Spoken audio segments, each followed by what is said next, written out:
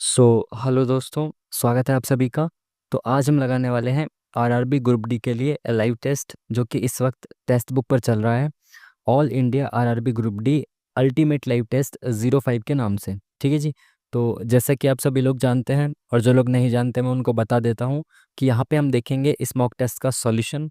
इसमें आप सीख कह सकते हैं अप्रोच, एग्जाम ओरिएंटेड अप्रोच, कि आप किस तरीके से एग्जाम में विद इन टाइम क्वेश्चंस को सॉल्व करेंगे, कैसे आप कई बार ऑप्शन से आंसर तक पहुंचेंगे, कैसे आप कई बार यूनिट डिजिट से आंसर तक पहुंचेंगे, और इसी तरह की छोटी छोटी सी चीज़ें जो आपका एग्जाम में बहुत सारा समय बचा सकती हैं, वो आप यहाँ पे सीख सकते हो। ठीक है जी। तो चलिए फिर शुरू करते हैं बिना किसी देरी के। Start now.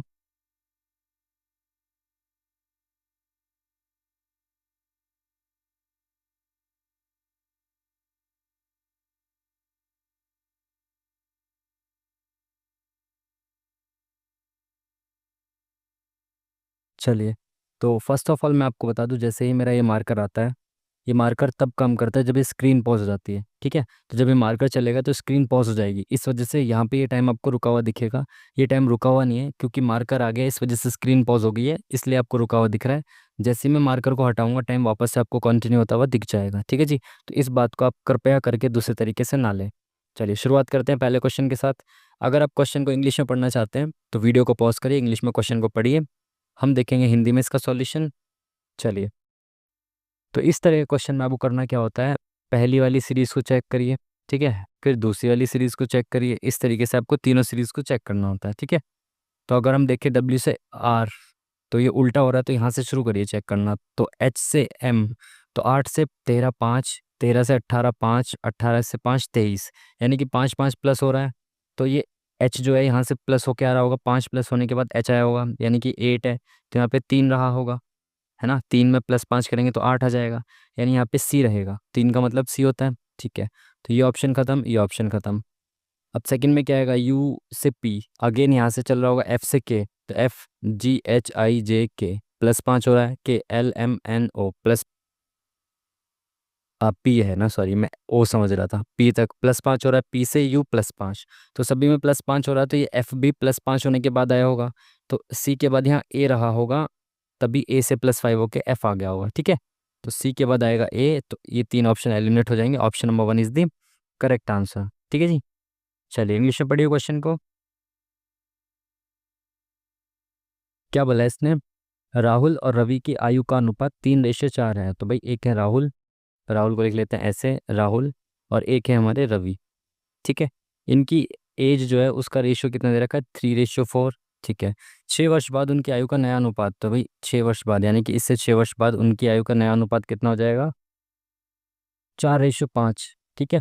तो इनका गैप देखते हैं हमेशा, इनका गैप कितना, एक, इनका गैप कितना, एक, यानी कि रेशियो ठीक है। तो 3 से यहाँ पे कितना हो गया, +1, और यहाँ से 4 से 5 +1, इट मीन्स कि एक एक रेशियो दोनों का बढ़ गया, है ना। बट ये तो दोनों की 6 6 साल बाद की आयु है, यानी एक रेशियो की वैल्यू 6 है ना। यहाँ से 3 से 4 हो गई आयु, तो एक रेशियो बढ़ा, बट एक्चुअली में तो 6 साल बढ़ा है ना, 6 साल बाद की आयु है, तो एक रेशियो की वैल्यू 6 हो गई।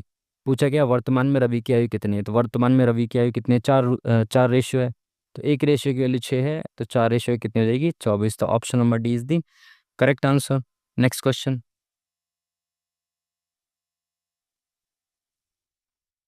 निम्नलिखित में से कौन महाराजाधिराज की उपाधि धारण करने वाला प्रथम गुप्त शासक था। बहुत बार आया हुआ क्वेश्चन, बहुत इजी क्वेश्चन। चंद्रगुप्त फर्स्ट जो थे उन्होंने महाराजाधिराज की उपाधि धारण की थी। ठीक है जी। चलिए नेक्स्ट क्वेश्चन। जीवन की वह अवधि जब शरीर में प्रजनन परिपक्वता के लिए परिवर्तन होते हैं डैश कहलाते हैं। प्रजनन परिपक्वता किशोरावस्था में होती है ना, ये सब चीज़ें आपके बॉडी में जो चेंजेस आते हैं, किशोरावस्था ही कहते हैं ना उसको। Next question. हाइडेस्पीज झेलम का युद्ध किन दो राजाओं के बीच हुआ था। ये बहुत फेमस है, काफ़ी बार एग्जाम में भी पूछा जा चुका है। तो जो सिकंदर आया था ना, तो ऊपर वाला जो एरिया है उधर की साइड में सिकंदर और पोरस के बीच जो लड़ाई हुई थी जिसमें सिकंदर विजयी हुआ था, वो झेलम के युद्ध के नाम से जानी जाती है। ठीक है, याद रखना है आपको। Next question. ये सब भाई कारों की बिक्री का प्रतिशत दिया गया, टोटल बिक्री हुई ये संख्या ये है टोटल बिक्री की। ठीक है। यदि शनिवार को बिक्री हुई कारों की कुल संख्या सोमवार को कारों की कुल बिक्री का 50% है, तो शनिवार यहाँ पे है क्या? शनिवार नहीं है। सोम मंगल बुध गुरु शुक्र, ठीक है।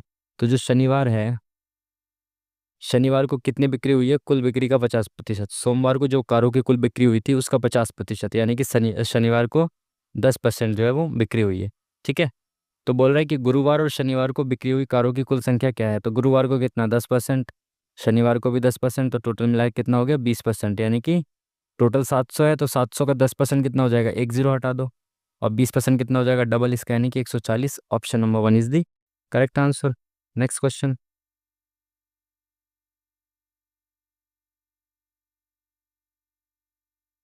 मेहमानों से देवेशी का परिचय कराते हुए आशीष कहता है, उसके पिता मेरे दादा के एकमात्र पुत्र हैं। आशीष देवेशी से किस प्रकार संबंधित है? परिचय कराते हुए कौन कह रहा है? आशीष कह रहा है। किसके बारे में? देवेशी का परिचय करा रहा है, तो आशीष कह रहा है उसके पिता। उसके पिता मतलब किसका परिचय करा रहा है? देवेशी का। तो जो देवेशी के पिता हैं, ठीक है, उसके पिता मेरे दादा के एकमात्र पुत्र हैं, यानी कि ये किसी के पुत्र हैं जो कि मेरे दादा के एकमात्र पुत्र हैं, है ना। मेरे दादा के एकमात्र पुत्र के ये एकमात्र पुत्र है, ठीक है। यानी कि ये एकमात्र पुत्र है, इसके अलावा इनकी कोई संतान नहीं है। तो मेरे दादा के एकमात्र पुत्र के एकमात्र पुत्र हैं, तो भाई इसके तो दादा हैं ये जो ऊपर वाले हैं इसी के तो दादा हैं। उसके पुत्र के एकमात्र पुत्र, यानी कि अपने बारे में बता रहा है ये आशीष। तो यहाँ पे कौन आ जाएगा? यहाँ पे ये आशीष है, ठीक है। तो आशीष देवेशी से किस प्रकार संबंधित है? तो भाई आशीष जो है वो देवेशी का पिता हो जाएगा। Option number second is the correct answer. Next question.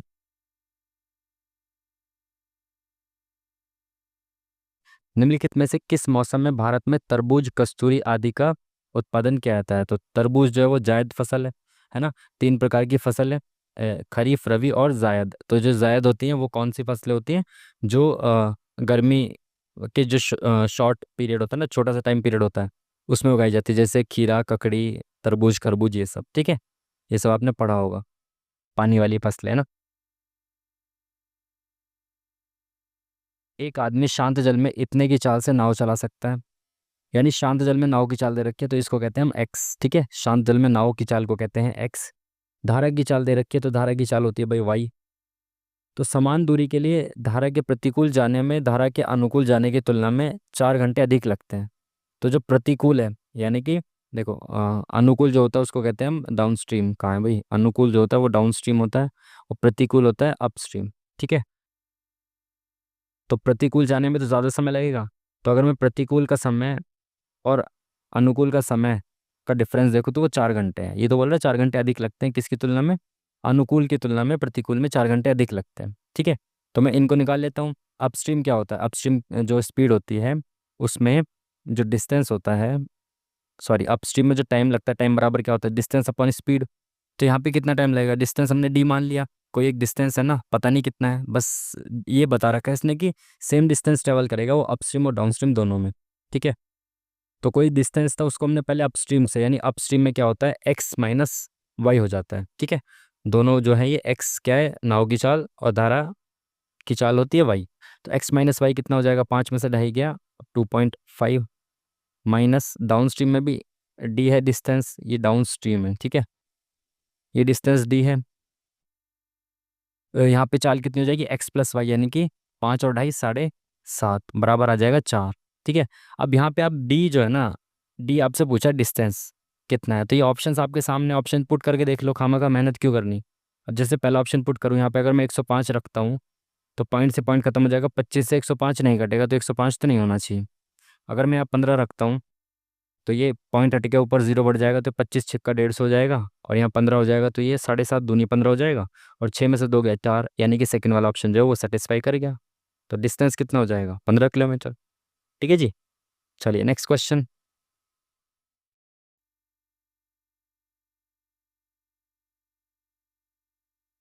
प्रेक्षण ये सब दिए हुए हैं, आरोही क्रम में लिखे गए हैं, इनकी माध्यिका इतनी है, तो आंकड़ों का माध्य कितना होगा ये बताना है।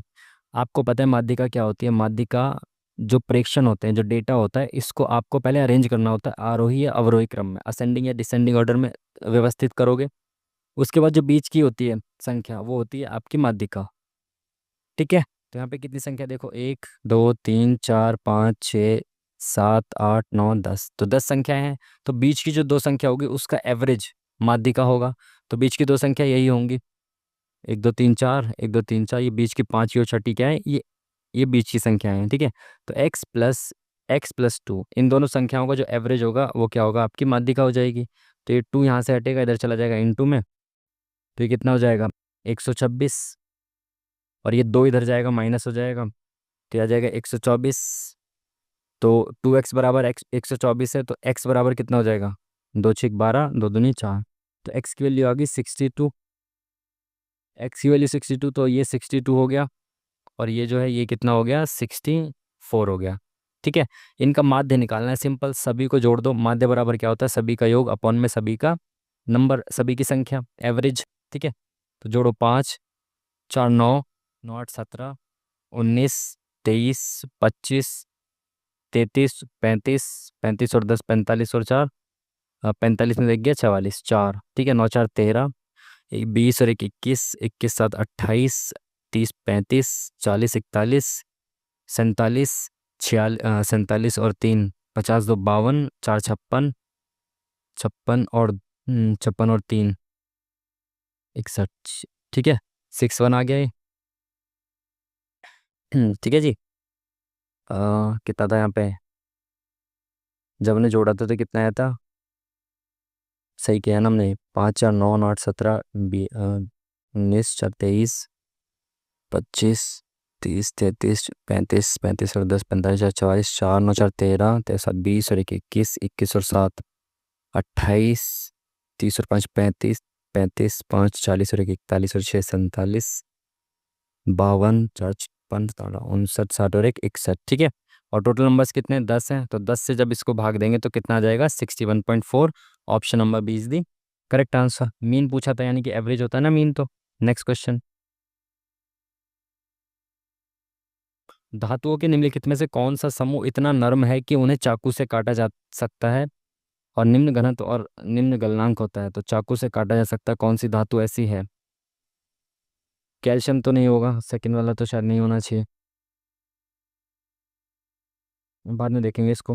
हमारी साइंस थोड़ी ज़्यादा अच्छी है, इसलिए हम साइंस के क्वेश्चंस ज़्यादा अटेम्प्ट नहीं करते हैं, ठीक है। ठीक है, चलिए। अर्धगोले के पार्श्व पृष्ठीय क्षेत्रफल यानी कि सी एस से और कुल पृष्ठीय क्षेत्रफल यानी कि टी एस से का योग दे रखा है आपको इतना। पार्श्व पृष्ठीय क्षेत्रफल और कुल पृष्ठीय क्षेत्रफल का अंतर आपको बताना है, तो दोनों का योग, सॉरी, दोनों का योग दे रखा है, कितना होता है भाई, सी एस से कितना होता है इसका, 2 पाई r स्क्वायर अर्धगोले का, प्लस टी एस से कितना होता है, 3 पाई r स्क्वायर, और बराबर कितना दे रखा है, 770, है ना। यानी कि ये 5 पाई r स्क्वायर की वैल्यू दे रखी है आपको, ठीक है। इनका अंतर पूछ रहा है, तो दोनों का अंतर सी एस से और टी एस से का ही पूछ रहा है ना हम, तो इनका अंतर कितना हो जाएगा, 1 पाई r स्क्वायर। तो 5 पाई r स्क्वायर की वैल्यू ये है, तो 1 पाई r की कितनी हो जाएगी, 5 से इसको भाग दे दो, तो 5 एकम 5, 5 पंजे 25, 5 चौक 20, तो 154। Option number 1 is the correct answer, ठीक है जी। ये सी एस सी दे रखा है ना, टोटल सी एस सी दे रखा है शायद। नेक्स्ट क्वेश्चन,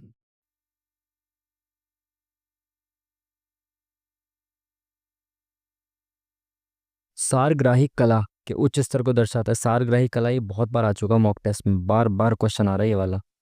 सारग्राही कला जो है ना, इसका आंसर ये होगा सेकंड वाला। उच्च स्तर को दर्शाता है, जिसमें 7वीं और 8वीं शताब्दी में चालुक्य वंश के अधीन उत्तरी और दक्षिणी भारत का वास्तु कलाओं का सुमेलित मिश्रण हुआ है। सारग्राही कला का जैसे क्वेश्चन आता है, आंसर याद हो गया इसका। मीटर मिलीमीटर से संबंधित है, तो मीटर की छोटी इकाई मिलीमीटर, तो किलोग्राम की छोटी इकाई क्या होती है, ग्राम होती है। Option number 4 is the correct answer. Next question, Manav Vikas report में मानव विकास सूचकांक में कौन सा देश शीर्ष पर है। देखो, करंट अफेयर का क्वेश्चन है, बट मैंने मैंने ये चीज़ आपको पहले ही बताई है। अगर आपको इस वाले क्वेश्चन में गेस करना होता है ना, शायद ये पहले भी आया होगा क्वेश्चन। जो मानव विकास सूचकांक होता है ना, ह्यूमन डेवलपमेंट इंडेक्स, इसमें मोस्टली ना ज़्यादातर मैंने देखा है कि जब शुरुआत में जब पढ़ता था ना इन इंडेक्स को, लगभग हर साल आते थे, तो नॉर्वे जो था ना, लग ऑलमोस्ट हर साल इस पे उस पर रहता है, टॉप पे रहता है ये। किसमें, एच डी आई में, ह्यूमन डेवलपमेंट इंडेक्स में मोस्टली जो है ना वो नॉर्वे ही रहता है टॉप पे। तो आई थिंक इसका आंसर नॉर्वे होना चाहिए। बाकी अगर नहीं होगा तो देख लेंगे क्या होगा फिर बाद में, ठीक है। भिन्न का चयन करना है, यानी कि ऑड वन आउट आपको छांटना है, लहसुन अदरक आलू टमाटर। तो भाई ये तीनों तो ज़मीन में होने वाली फसलें हैं।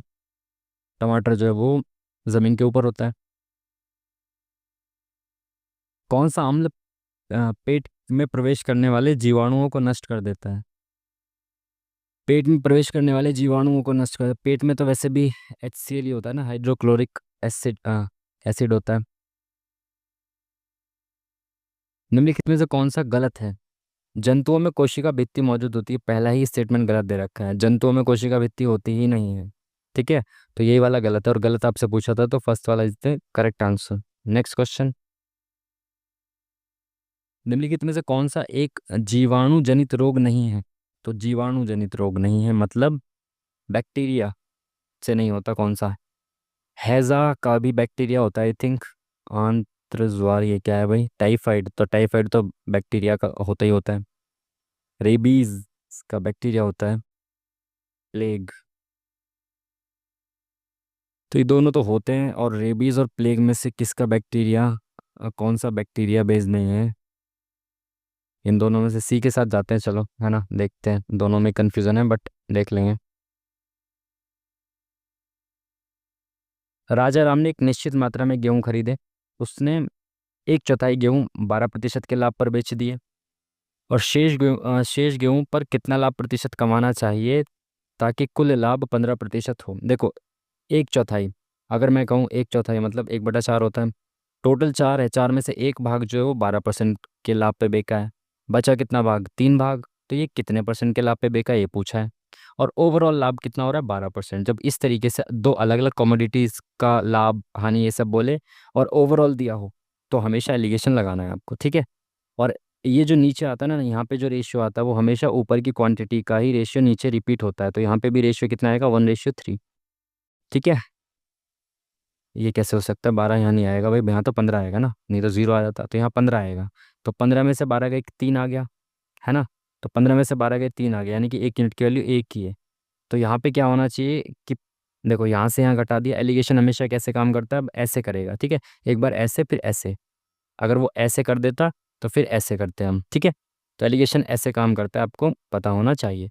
तो 15 में से 12 घटाएं तो अब यहाँ पे कितने में 15 किस में यहाँ पे क्या हो कि उसमें से मैं 15 घटाऊँ तो 1 आ जाए, तो यहाँ पे 16 होना चाहिए ना। 16 में से 15 घटाऊंगा तो 1 आ जाएगा। इट मीन्स कि जो बाकी शेष भाग है वो 16% प्रॉफिट पे बेचेगा, तब जाके ओवरऑल 15% प्रॉफिट होगा। ठीक है जी। चलिए नेक्स्ट क्वेश्चन।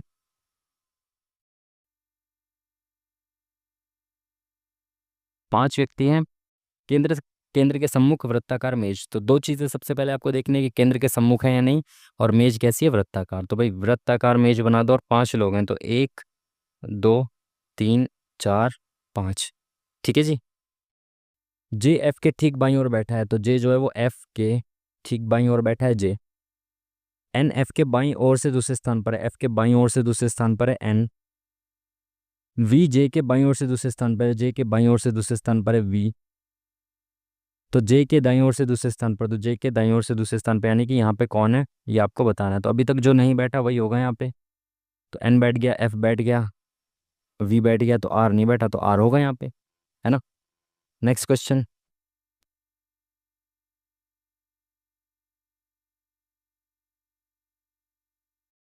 एक निश्चित कूट भाषा में इसको ये लिखा था, पूछा गया इसने डायरेक्ट, ये देखो डायरेक्ट, ये देखो स्वीट को पूछा कि स्वीट स्वीट के लिए क्या कूट होगा। तो स्वीट देखो कहाँ लिखा है, स्वीट यहाँ लिखा है, और कहीं स्वीट लिखा है क्या? नहीं लिखा। इट मीन्स देखो, इसका कोड ये है, इसका कोड ये है, यानी कि जो स्वीट है ना, इनमें से कोई एक नंबर है जो वो स्वीट का कोड है, और बाकी किसी में स्वीट नहीं है। इट मीन्स कि इनमें से 3 में से कोई एक नंबर ऐसा है जो बाकी किसी में नहीं होगा। जो स्वीट का कोड होगा ना वो बाकी किसी में नहीं होगा, क्योंकि बाकी किसी में स्वीट है ही नहीं। तो चेक करते हैं, देखो एक है किसी में नहीं, तो एक होना चाहिए स्वीट का कोड। बाकी देख लो, क्रॉस चेक करो, 3 है क्या कहीं? 3 यहाँ पे हैगा। 5 है क्या? 5 यहाँ पे हैगा, ठीक है। यानी कि जो एक है वो स्वीट का कोड है, तो option number D is the correct answer. Next question.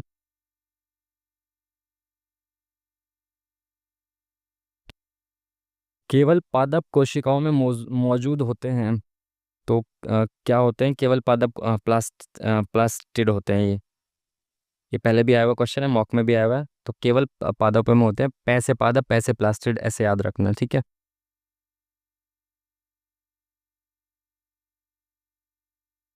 क्या बोला इसने, यदि समीकरण के मूल 1:2 के अनुपात में, तो एक ए का मान बताना है। भाई देखो, इसने बोला अगर एक मूल 1 है तो दूसरा मूल 2 है, यही तो रेशियो है इनका। अगर एक मूल 2 होगा तो दूसरा 4 हो जाएगा, सिंपल। तो आप इसको एक को रख के देख लो ना। मूल का मतलब होता है जब एक्स की वैल्यू ये रख दें तो 0 हो जाएगा ये। तो एक्स की वैल्यू रख दो यहाँ पे, एक रख दो। तो एक, 2 एकम 2 -3 प्लस ए बराबर 0। तो ये इधर जाएगा, 3 में से 2 गया 1। तो ए की वैल्यू कितनी हो गई, 1 हो गई, सिंपल। तो ए आ गया एक, option number D is the correct answer, simple. ठीक है जी। चलिए नेक्स्ट क्वेश्चन। क्या बोला इसने, यदि ये एक 4 अंकों की संख्या है जो 2, 5, 7 से विभाज्य है, तो इसका मान बताना क्या होगा। देखो 2, 5, 7 से विभाज्य है, तो कोई संख्या अगर 5 से विभाज्य होती है तो उसका यूनिट डिजिट यानी कि लास्ट की जो संख्या है वो 0 या 5 होनी चाहिए। ठीक है। बट अगर संख्या 2 से विभाज्य है तो लास्ट में 5 तो नहीं आ सकता, है ना। जब संख्या 2 से विभाज्य होती है तो लास्ट में 0, 2, 4, 6, 8 आना चाहिए। तो लास्ट में 5 नहीं आ सकता। इट मीन्स कि ये तो हमें पता चल गया कि लास्ट में बी जो है वो 0 आएगा। ठीक है। ठीक है। तो ये 2 और 5 से कट जाएगी। अब 7 से विभाज्य होने के लिए ए कितना होना चाहिए देखना है आपको, तो काट के देख लो। 48 ए 0, इसको काटे 7 से तो 7 छिंग 42, 6 बचा। तो 6 के आगे ऐसा क्या लगाऊं कि 7 से कट जाए। तो 6 के आगे 3 लगाऊंगा जब भी तो कटेगा। 7 निम 63, तो 9 बार में ऐसे चला जाएगा। ठीक है। यानी कि इट मीन्स कि यहाँ पे ए की जगह अगर मैं 3 रख दूँ तो ये 7 से पूरा कट जाएगा। तब इसको करके देखते हैं। 10 ए यानी कि 10 या 30 माइनस बी क्या है 0, तो 30 में से 0 गया। Option number D is the correct answer. ठीक है जी। चलिए नेक्स्ट क्वेश्चन। निम्नलिखित में से किसने न्यूटन क्या, न्यूट्रॉन की खोज की थी। न्यूट्रॉन की खोज की थी भाई अपने चैडविक साहब ने की थी, आई थिंक, है ना। हाँ इन्होंने की थी शायद, न्यूट्रॉन की खोज। और रदरफोर्ड परमाणु का नहीं, चैडविक ने की थी, हाँ। ठीक है। निम्नलिखित में से कौन सा नर्तक ओडिसी नृत्य से संबंधित है। ओडिसी ओडिसी ओडिसी महापात्रा। मैंने आपको पहले भी कई बार बताया, जितने भी ये महापात्रा है ना, जिनके सरनेम महापात्रा है, मोस्टली जो है वो ओडिसी नृत्य से संबंधित हैं। ठीक है। जैसे केलुचरण महापात्र। Next question. परिवार के 6 सदस्य हैं, एक पंक्ति में दक्षिण के सम्मुख होकर बैठे हैं। देखो किसी भी दिशा के सम्मुख हो, आपको सीधा मुंह रखना है सामने। ठीक है। दक्षिण है तो ऐसा मत करना कि नीचे की तरफ मुंह कर दो, सामने की तरफ मुंह करके बैठाओ। डब्ल्यू यू और वाई के बीच में बैठा है। ठीक है। एक्स किसी छोर पर नहीं बैठा है। ठीक है। परफेक्ट इन्फॉर्मेशन के साथ हम शुरू करेंगे। वी वाई के ठीक बाएं हैं, ये परफेक्ट इन्फॉर्मेशन है। वी जो है वो वाई के ठीक बाएं हैं, यानी कि लेफ्ट में है यहाँ पे वी। ठीक है। आप देखें क्या क्या बोला था इसने। डब्ल्यू यू और वाई के बीच में है, तो वाई अगर यहाँ पे है तो यू यहाँ पे होगा और इसके बीच में डब्ल्यू होगा। ठीक है। कितने लोग हैं, 6 सदस्य हैं, तो 4 तो हो गए भाई। और इसने क्या बोला, एक्स किसी छोर पर नहीं बैठा है, तो एक्स जो है वो किसी भी एंड पर नहीं बैठा है ना। ठीक है। और क्या बोला इसने, एक्स किसी छोर पर नहीं बैठा है। और अच्छा, जेड बाएं छोर पर नहीं है, तो जेड अगर बाएं छोर पर नहीं है तो जेड दाएं छोर पे हो सकता है। जेड अगर यहाँ बैठ जाएगा तो इधर किसको बैठा देंगे हम, एक्स को बैठा देंगे, क्योंकि एक्स किसी छोर पर नहीं है। ठीक है। समझ पाए बात को। तो यानी एक्स यहाँ पे आ गया। पूछा है परिवार के कौन से 2 सदस्य बैठे हैं अंतिम बिंदुओं पर, तो वी और जेड, तो वी और Z, option number D is the correct answer. Next question.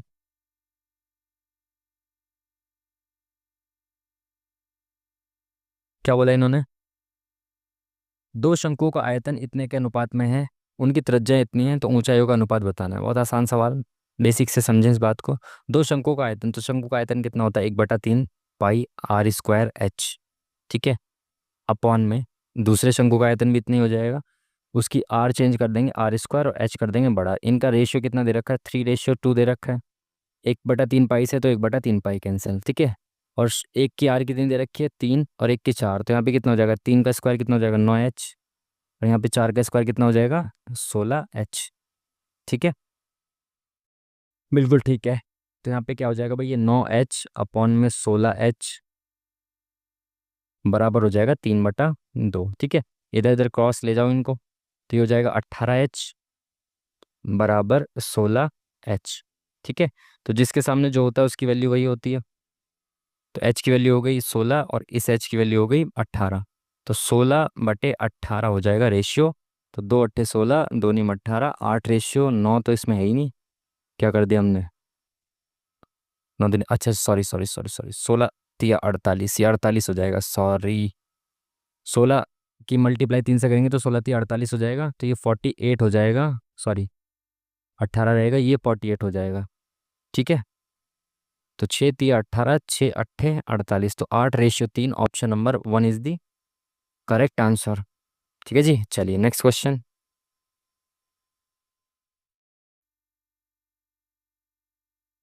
x-1/x दे रखा है आपको, x² प्लस -1/x²। इस तरह से जब दिया हो, आपको पता है इनके कोड्स होते हैं ना, फॉर्मूलाज होते हैं डायरेक्ट, बट इसका डायरेक्ट फॉर्मूला नहीं होता। जब माइनस में दिया हो और माइनस में ही स्क्वायर पूछे, तो पहली चीज़ तो इसको पहले प्लस में चेंज करो। x+1/x है ना, क्योंकि ये क्या है, इसको अगर आप देखो तो ये है a² -b² दे रखा है ये, ठीक है। अगर ये a है, ये b है, तो a-b दे रखा है, और ये क्या है, a² -b²। तो a² -b² होता है a+b और a-b। अब a-b तो मेरे को दे रखा है, अब मेरे को a+b निकालना है। तो अगर x-1/x दिया हो और आपको x+1/x निकालना हो, तो वो क्या होता है, रूट के अंदर इसका स्क्वायर यानी k² +4। ठीक है, माइनस से प्लस पे जाएंगे तो प्लस हो जाएगा, प्लस से माइनस पे जाएंगे तो माइनस हो जाएगा। ठीक है, तो k² कितना 121, और +4 कितना हो जाएगा 125। तो ये कितना आ जाएगा 125 को अगर मैं तोड़ूं तो 25×5 125 होता है। तो 25 रूट के बाहर आके 5 हो जाएगा, और 5 अंदर रह जाएगा रूट के। ठीक है, तो a+b ये आ गया, और a-b कितना दे रखा है 11। तो ये कितना हो जाएगा 55√5, option number B is the correct answer. ठीक है, तो ये चीज, सॉरी, ये चीज़ आपको याद रखनी है। इस तरीके से अगर दिया होता है तो डायरेक्ट फॉर्मूला नहीं होता इसका।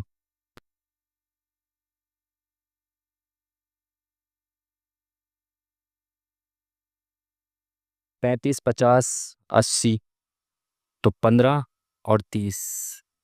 15 प्लस किया, फिर 30 प्लस किया, और फिर 8×4 = 12, 45, यानी 15, 15×2 = 30, 15×3 = 45, 15×4 = 60, 60 प्लस कर दिया, 15×5 = 75, प्लस प्लस 75 हो जाएगा। ठीक है, 5×5 = 10, 8×8 = 16, 260, ऑप्शन नंबर डी। ठीक है, जो गैप है वो 15 का मल्टीपल है, पहले 15 फिर 30 45 60 फिर 75 हो जाएगा। Next question. चैतन्य, जिसे श्री गौरांग के नाम से भी जाना जाता है, डैश के एक लोकप्रिय वैष्णव संत और सुधारक थे। चैतन्य महाप्रभु के बारे में बात चल रही है क्या ये? कहाँ के थे भाई ये? नो आइडिया, देखते हैं, बाद में देख लेंगे इसको। प्रति इकाई समय में किसी वस्तु के वेग में परिवर्तन की दर को कहते हैं। अगर वेग में परिवर्तन की दर को पूछता है तो उसको हम कहते हैं त्वरण। ठीक है, ये पहले भी मॉक में आए हुए हैं, इसलिए मैंने रट्टा मार रखा है। बाकी मेरी साइंस आपको पता है कितनी अच्छी है। इससे ये बनता है, इससे ये बनता है, तो इससे क्या बनेगा ये बताना है आपको। अगेन मैंने आपको बार बार बताया कि पहले फर्स्ट से फर्स्ट का लॉजिक, फिर फर्स्ट से लास्ट का लॉजिक, उसके बाद बाकी सारी चीज़ें चेक करनी होती है। ठीक है, तो जे से एम जे, के एल एम +3, एस से U S, T U +2, E F G H +3, V W x +3 +2 +3 +2। ठीक है, +3, एफ जी एच +2, +3 +2, बिल्कुल सही। तो +3 करेंगे तो कितना आ जाएगा सी, +2 करेंगे टी यू वी, तो सी वी आएगा। तो ये ऑप्शन खत्म, ये ऑप्शन, 3 ऑप्शन खत्म, ये आ गया आंसर, ऑप्शन नंबर सी। ठीक है, नेक्स्ट क्वेश्चन। जिप्सम का रासायनिक सूत्र क्या है भाई? जिप्सम का रासायनिक सूत्र, ये तो हमने रटा था। जिप्सम पहली बात तो CaSO4 आता है, तो ये सेकंड और थर्ड तो नहीं होगा। 12H2O और 2H2O, तो 2H2O होता है। I think option number 4 is the correct answer. तो निम्नलिखित में से कौन 16 महाजनपदों में से एक नहीं है? तो 16 महाजनपदों में से एक कौन सा नहीं है? ये तीनों तो हैं भाई, ये फोर्थ ऑप्शन नहीं होगा। ये तीनों तो है ना भाई, महाजनपद इंपॉर्टेंट है तीनों, पता होना चाहिए आपको। एल्किनो के सामान्य सूत्र को पहचाने। एल्किनो भाई ये तो नहीं पता मुझे, इसका तो कोई आइडिया नहीं है। जिप्सम का तो 10th क्लास में भी याद किया था ना उस वक्त। अगेन देखिए, पहले से पहले FGHIJKLMN, तो एन आएगा, ठीक है। GHIJKLMNO, तो ओ आएगा, ये ऑप्शन खत्म, ये ऑप्शन खत्म। OPQR, अच्छा, PQR+3RSTU+3UVWX+3XYZA, तो +3 करने पर ए आएगा, तो ये ऑप्शन खत्म। Option number second is the correct answer.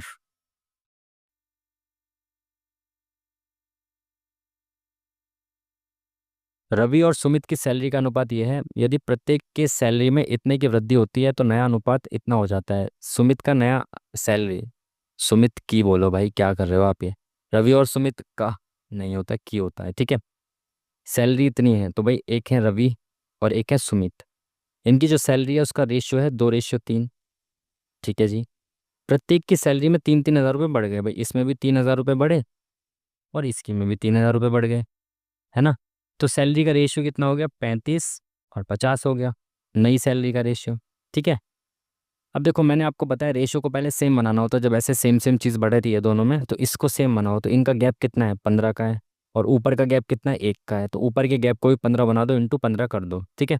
तो ये 15 इंटू करेंगे इसमें भी, और इसमें भी 15 इंटू करेंगे, तो कितना हो जाएगा, 15 दूनी 30 और 15 तिया 45, ठीक है जी, बिल्कुल ठीक है। तो अब देखो, इसमें कितना बढ़ा, 5 यूनिट, और इसमें भी 5 यूनिट बढ़ा। तो ये 5-5 यूनिट बढ़ रही है दोनों की सैलरी, और 5 यूनिट की वैल्यू कितनी दे रखी है आपको, 3 के दे रखी है। पूछा गया इसने सुमित की नई सैलरी है, सुमित की नई सैलरी कितनी है, 50 यूनिट। अब देखो, 5 यूनिट की वैल्यू कितनी दे रखी है आपको, 3 के, तो 50 यूनिट की वैल्यू कितनी हो जाएगी, 30 के। एक जीरो ही तो बढ़ाना है, तो 30 के, यानी option number D is the correct answer, ठीक है जी। चलिए नेक्स्ट क्वेश्चन।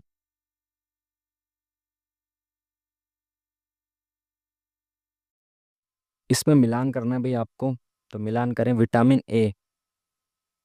तो विटामिन ए का तो आँख वाला मामला है ना, तो ये तो रेटिनॉल होता है, ये तो ठीक है। तो ए का ऑप्शन बी होना चाहिए, तो ये ऑप्शन खत्म, ये ऑप्शन खत्म। अब ये दो ऑप्शन बचे हैं हमारे पास, ठीक है।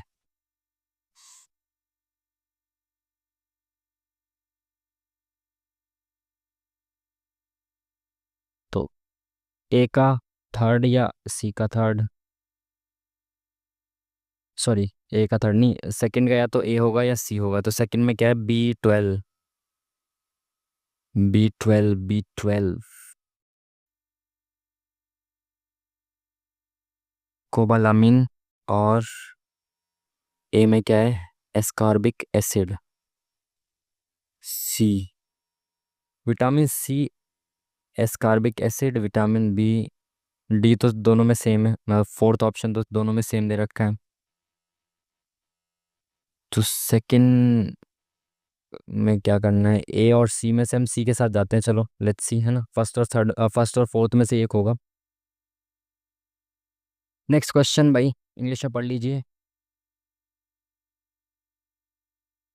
रमन और कर्ण विपरीत दिशा में चलना शुरू करते हैं, विपरीत दिशा में चलते हैं दोनों, तो भाई एक रमन है और एक कर्ण है, ठीक है। कर्ण है, ये विपरीत दिशा मतलब एक इधर चलेगा और एक इधर चलेगा, ठीक है, अपोजिट डायरेक्शन में चलेंगे।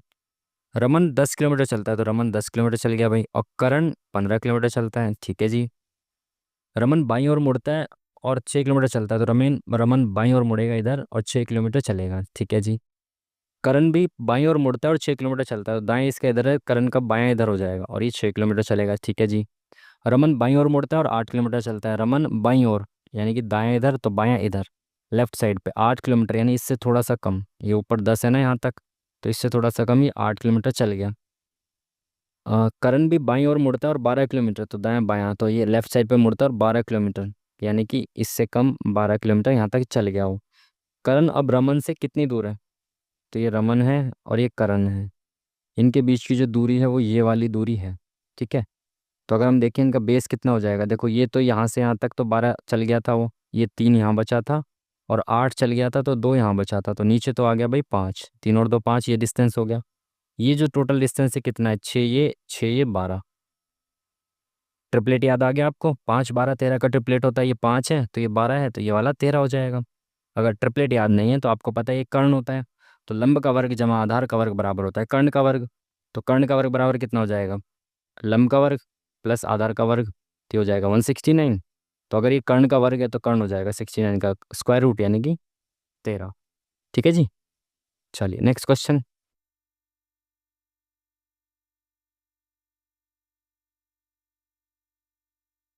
पी अपॉन क्यू की वैल्यू दे रखी है, क्यू अपॉन पी की वैल्यू दे रखी है, तो क्या होगा भाई? देखो इसको भी पी अपॉन क्यू है, ये क्यू अपॉन पी है, तो इसको क्यू अपॉन पी बना देता हूँ मैं, है ना। जब फ्रैक्शन उल्टा करता हूँ तो पावर माइनस में हो जाती है। अगर ये पावर एक्स माइनस थ्री है तो क्यू अपॉन पी की power minus x minus three हो जाएगी, है ना। उल्टी हो जाएगी पावर, सॉरी माइनस हो जाएगी पावर। अगर मैं एक फ्रैक्शन को उल्टा करता हूँ तो पावर माइनस में हो जाती है ना। तो अब क्यू अपन पी की पावर इतनी है और क्यू अपन पी की पावर ये भी दे रखी है, तो जब बेस सेम होता है तो पावर बराबर होगी, है ना। इसकी भी इतनी पावर, इसकी भी इतनी पावर है। तो ये एक्स माइनस थ्री बराबर कितना हो जाएगा? X minus fifteen, sorry sorry sorry, ये एक्स माइनस का हो जाएगा और यहाँ पे ये x minus plus, minus minus plus हो जाएगा, ठीक है। तो माइनस एक्स प्लस थ्री बराबर एक्स प्लस फिफ्टीन। आप समझे ना क्या मैंने क्या बोला? एक्स कह रहा हूँ, क्यू अपॉन पी कर दिया इसको भी मैंने क्यू अपन पी, यहाँ पे भी क्यू अपन पी है। तो जो इनकी पावर्स है ना वो सेम हो जाएंगी, बराबर हो जाएंगी, सॉरी। जब बेस सेम होता है तो पावर्स बराबर होती है। तो यहाँ पे पावर कितनी हो गई? माइनस की हो गई ना ये, तो माइनस एक्स प्लस थ्री बराबर ये हो गया। तो एक्स इधर जाएगा तो टू एक्स हो जाएगा, ये 15 इधर आएगा तो कितना हो जाएगा? 18 हो जाएगा। तो एक्स की वैल्यू कितनी आ गई? दो निम 18। Option number D is the correct answer.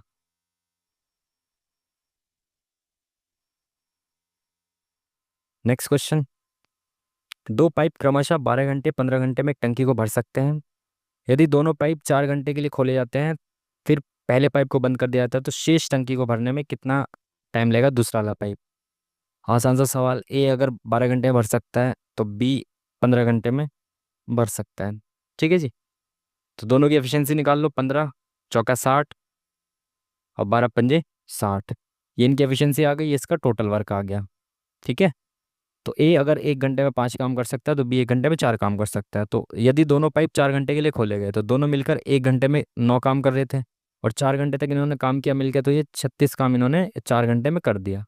उसके बाद इन्होंने कहा कि पहले पाइप को बंद कर दिया, तो जो शेष टंकी बची है, तो 60 काम था टोटल, 36 हो चुका है, तो 24 काम बचा है।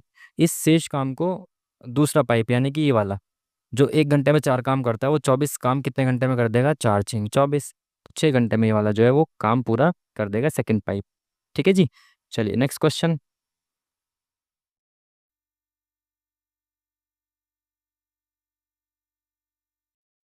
7, 125, 8 को 216, तो 2 कम 5 का क्यूब है, इससे 2 कम 6 का क्यूब है, तो 9 से 2 कम हो जाएगा 7, 7 का क्यूब हो जाएगा 343, है ना। इससे 2 कम का क्यूब दे रखा है, आगे 7 है तो 7 से 2 कम 5, 5 का क्यूब दे दिया। 8 से 2 कम 6, 6 का क्यूब दे दिया। तो 9 से 2 कम 7, 7 का क्यूब कितना हो जाएगा? 343। Next question. न्यूटन की गति के पहले नियम को डैश के नाम से भी जाना जाता है। न्यूटन की गति का पहला नियम जड़त्व का नियम, पहले भी मॉक में आ चुका है काफी बार, ठीक है जी। चलिए। एक दुकानदार अपनी वस्तु के अंकित मूल्य पर 10% की छूट देता है और इस प्रकार 20% का लाभ कमाता है, प्राप्त करता है। वस्तु के क्रय मूल्य और अंकित मूल्य के बीच का अनुपात आपको बताना है, ठीक है। ठीक है, कोई दिक्कत नहीं है। अंकित मूल्य पर 10% की छूट देता है, तो मैंने जो अंकित मूल्य है मार्क प्राइस वो मान लिया 100, ठीक है, मान लिया। इस प्रकार 20% का लाभ होता है। अगर 10% की छूट दूं मैं, अंकित मूल्य पर मैंने 10% की छूट दी, यानी कि मैंने 90 रुपये में कोई चीज़ बेची, तो 90 रुपये जो थे, 90 रुपये में बेचने पर मुझे 20% का लाभ हो रहा था, यानी ये 120% के बराबर थे 90 रुपये। किसके? 120% के? कॉस्ट प्राइस के। कॉस्ट प्राइस हमेशा 100% होता है। अगर मेरे मेरे को 20% का प्रॉफिट मिल रहा है तो वो 120% हो गया। तो 90 रुपये में कोई चीज़ मैंने बेची तो वो 120% के बराबर थी, इंटू 100 करूंगा तो 100% की वैल्यू आ जाएगी, ठीक है। 5, 6, 6 × 6 = 6 × 5 = 30, तो 15×5 = 75, तो मेरा कॉस्ट प्राइस आ गया भाई 75। तो कॉस्ट प्राइस 75 आ गया, मार्क प्राइस 100 है, पूछा गया कॉस्ट प्राइस यानी कि 75 और मार्क प्राइस, इनका रेशियो कितना आ जाएगा? 25×75, 25×4 = 100, 3:4। Option number 1 is the correct answer. Next question. सभी गेंद पंखे हैं, तो सारी जो गेंद हैं ये क्या है भाई? पंखे हैं। कोई पंखा खिलाड़ी नहीं है, तो कोई भी पंखा जो है वो खिलाड़ी नहीं है। कुछ खिलाड़ी विकेट हैं, तो इसमें से कुछ जो खिलाड़ी हैं ये विकेट हैं। निष्कर्ष देखते हैं, कुछ खिलाड़ी पंखे हैं, तो कुछ खिलाड़ी पंखे हैं क्या? बिल्कुल नहीं, ये तो गलत है बिल्कुल। कुछ विकेट गेंद है, तो विकेट और गेंद का कोई कनेक्शन डायरेक्ट दे रखा है क्या? नहीं, गलत। कुछ पंखे गेंद है, तो पंखे और गेंद का कनेक्शन डायरेक्ट है, कुछ है, बिल्कुल सही है। तो केवल थर्ड वाला जो है वो करेक्ट हो जाएगा, option number 4 is the correct answer. उस अम्ल की पहचान कीजिए जो जिंक को जिंक सल्फेट में परिवर्तित कर देता है। जिंक को जिंक सल्फेट में कौन सा परिवर्तित कर देता है भाई? No idea. नेक्स्ट क्वेश्चन देखते हैं।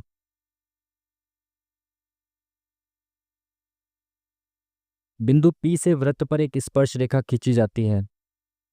एक वृत्त है भाई, बिंदु P से स्पर्श रेखा खींची जाएगी, P है बिंदु। जो वृत्त से T पर इस प्रकार मिलती है कि PT 8 है, तो वृत्त से यहाँ पे T पे मिलेगी ऐसे। ठीक है, ये स्पर्श रेखा हो गई, PT बराबर 8 है आपका। ठीक है, एक छेदक रेखा PAB ए और वृत्त को A और B पर काटती है, यानी कि A और B पर वृत्त को काटती हुई एक रेखा जा रही है, P और PAB। ठीक है, ये छेदक रेखा है, तो जो 2 पॉइंट पे काट रही है वृत्त को। ठीक है, यदि PA बराबर 5 है, तो AB की वैल्यू पूछिए भाई, घिसा पिटा क्वेश्चन। AB की वैल्यू आप x मान लो, तो इस तरह के डायग्राम में आपको पता है आपको करना क्या होता है।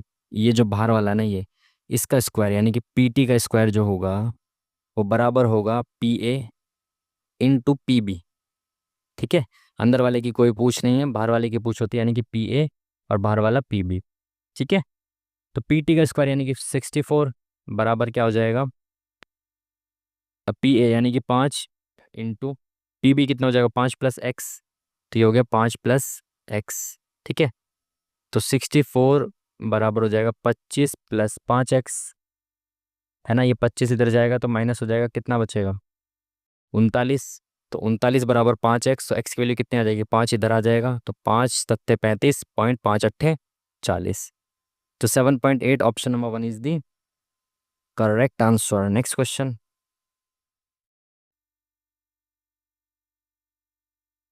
डिक्शनरी के क्रम में दिखाना है आपको, तो ऑप्शन से चेक करेंगे। सबसे पहले 5 आएगा, चेक ही मत करो, फिर 4 आएगा, चेक ही मत करो। अब 3 1 2, तो 1 2 3 में से पहले कौन आएगा ये चेक करना है। तो HIGS और R में से पहले कौन आएगा? G आएगा। ठीक है, GHIJKLMNOPQRS, तो G पहले आएगा, यानी कि एक ये जो है ना फर्स्ट वाला पहले आएगा, तो ये भी खत्म, ये भी खत्म, ये भी खत्म, तो option number 3 is the correct answer. Next question.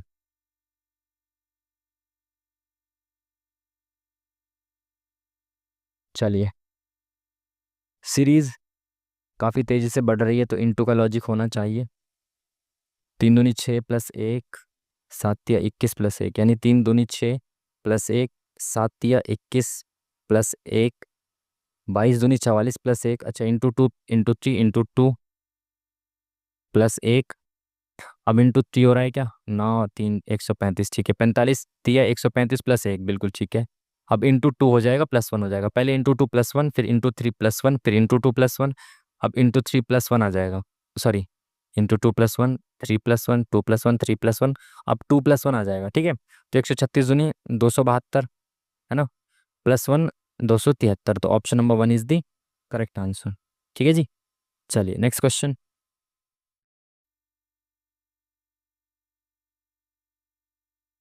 इस तरीके से इनको लिखा गया है, ब्लिस को ये लिखा गया है, इसको ये लिखा गया है, इसको क्या लिखा जाएगा आपको ये बताना है। ठीक है, तो फर्स्ट से फर्स्ट का लिंक चेक करिए पहले, B से K, यानी कि 2 से 11, तो +9 हो गया।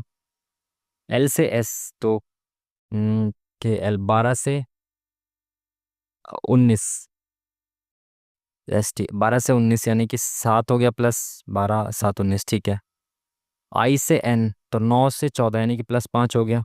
ठीक है, S से V, STUV +3 हो गया, और S से T +1 हो गया, बिल्कुल सही। यानी कि 9 7 5 3 1, इस तरह से इसने सीक्वेंस में इसमें प्लस किया हुआ है। 1 2 3 4 5, 1 2 3 4 5, 1 2 3 4 5, ये भी 5 है, तो शुरुआत में +9 हो जाएगा। तो ये कितना होता है? W होता है 23। तो इसमें अगर +9 करोगे तो कितना हो जाएगा? 3 और 6, तो F आएगा, शुरुआत में F आएगा। ठीक है, उसके बाद H में प्लस करना पड़ेगा, कितना? 7, तो 8 7 15। I में प्लस करेंगे 5, तो 9 5 14। T में प्लस करेंगे 3, TUVW, तो W आ जाएगा।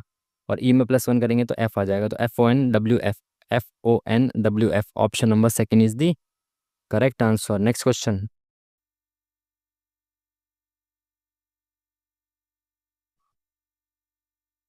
एक विक्रेता एक वस्तु को उसके अंकित मूल्य पर 16% की छूट देने के बाद इतने रुपए में बेचता है। यदि उसने कोई छूट नहीं दी होती तो उसे वस्तु के क्रय मूल्य पर इतने प्रतिशत का लाभ प्राप्त होता। तो वस्तु का क्रय मूल्य क्या है? एक विक्रेता एक वस्तु को अंकित मूल्य पर 16% की छूट देने के बाद इतने का बेचता है।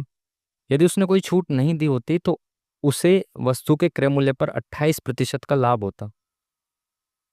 तो भाई सबसे पहले जैसे बोला वैसे चलो क्वेश्चन में। अंकित मूल्य पर 16% की छूट दी तो पहले मैं मार्क प्राइस निकाल लेता हूँ कितना होगा। अगर 16% की छूट देने के बाद इतने में बेचा है तो मार्क प्राइस अगर 100% था, 16% की छूट दे दी तो कितना बचा? 84। यानी कि जो 403 है, 403.2 है, ये लो जीरो भी लगा दो, ये 84% के बराबर है ना। मार्क प्राइस 100% था, उस पर 16% की छूट दे दी तो वो 84% बचा। यानी कि 403 जो वो 84% के बराबर है। तो 84% की वैल्यू ये है, तो 84 से डिवाइड करेंगे तो 1% की वैल्यू आ जाएगी, इंटू 100 करेंगे तो 100% की वैल्यू आ गई। तो मार्क प्राइस तो हमारा ये आ गया। ठीक है। वो कह रहा है यदि उसने कोई छूट नहीं दी होती, यानी कि बिल्कुल मार्क प्राइस पे ही बेचता, तो उसकी वस्तु के क्रय मूल्य पर 28% का लाभ होता।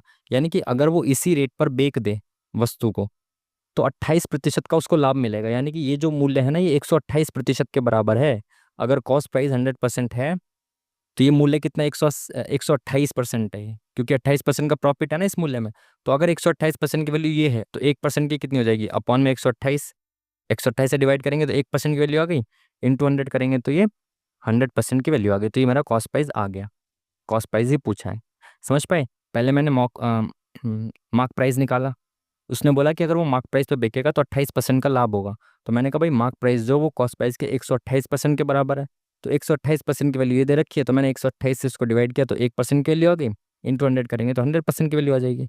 देखो इसको हटाओ, दो के बाद जीरो है, नीचे दो के बाद जीरो लगा दो, तो एक जीरो से ये ऊपर वाली जीरो उड़ गई और एक जीरो से ये वाली जीरो उड़ गई। ठीक है। ठीक है, काटें इसको तो 4 दूनी 8, 4 एकम 4, ये कटेगा तो 4 एकम 4। दूसरे कलर से काटते हैं ना, कन्फ्यूजन ना हो ताकि। 4 एकम 4, जीरो जीरो, 4 अट्ठे 32। ठीक है।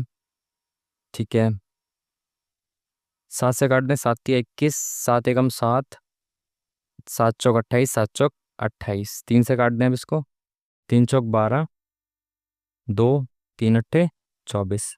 4 से काट दो, 4 एकम 4, 4 दूनी 8, 4 तिया 12, 4 दूनी 8, 4 अट्ठे 32, 4 तिया 12। तो यहाँ तो सब कुछ कट गया, बचा कितना, 3, इंटू 10 और 8। तो 2 से काट दो, 2 चौक 8, 2 पंजे 10, 4 से काटेंगे तो 25 आएगा। तो 5 तिया 15 इंटू 25, तो 25 इंटू 15 कितना हो जाएगा हमारा, 15 5 75, 15 दूनी 30 और 7 37। तो option number third is the correct answer. ठीक है जी, सबको सही काटा है ना, कोई दिक्कत तो नहीं है? बिल्कुल, चलिए नेक्स्ट क्वेश्चन। कदम बांध डैश में कदम नदी के संगम पर स्थित है। कदम बांध कहाँ पर है भाई? No idea. नेक्स्ट क्वेश्चन की तरफ चलते हैं। नाट्य शास्त्र तार वाले वाद्य यंत्रों को डैश वाद्य के रूप में वर्णित किया जाता है। नो आइडिया भाई, इसका भी आगे चलते हैं।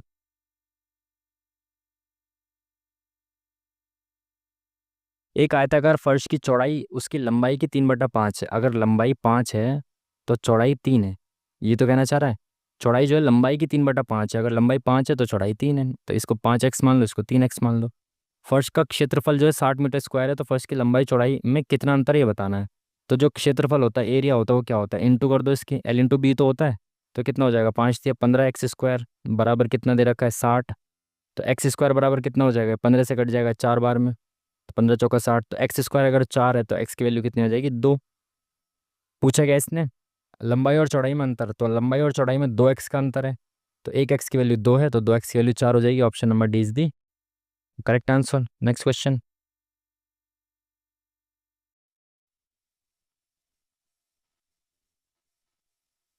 2015 से 19 तक कीटनाशक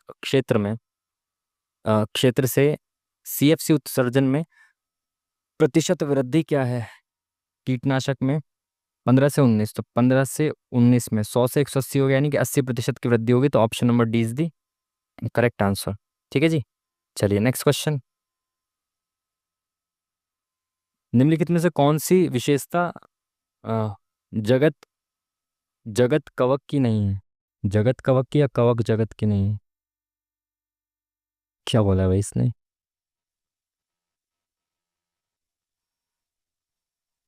किंगडम फंगी जगत कवक की नहीं है। कवक की विशेषता कौन सी नहीं है इसमें से, ये आपको बताना है। ठीक है। गति के लिए कोई तंत्र नहीं होता, बहुकोशिकीय संरचना होती है, तो सही है। कोशिका भित्ति होती है कवक में, कवक भी पादप ही है। इसमें इनमें क्लोरोप्लास्ट होते, ये गलत है, ये गलत है, फोर्थ गलत है, क्योंकि कवक में तो आई थिंक हरित लवक नहीं होते ना, कवक में नहीं होते, तो ऑप्शन नंबर डी जो है वो गलत होना चाहिए। हिंदू उत्तराधिकार अधिनियम ने भारत में वंशानुक्रम के नियम को कब त्याग दिया? तो हिंदू उत्तराधिकार अधिनियम कब आया था भाई? हिंदू उत्तराधिकार अधिनियम आया था 1956 में। ठीक है। फेमस है काफ़ी हिंदू मैरिज एक्ट, और ये याद रखना है आपको। ठीक है।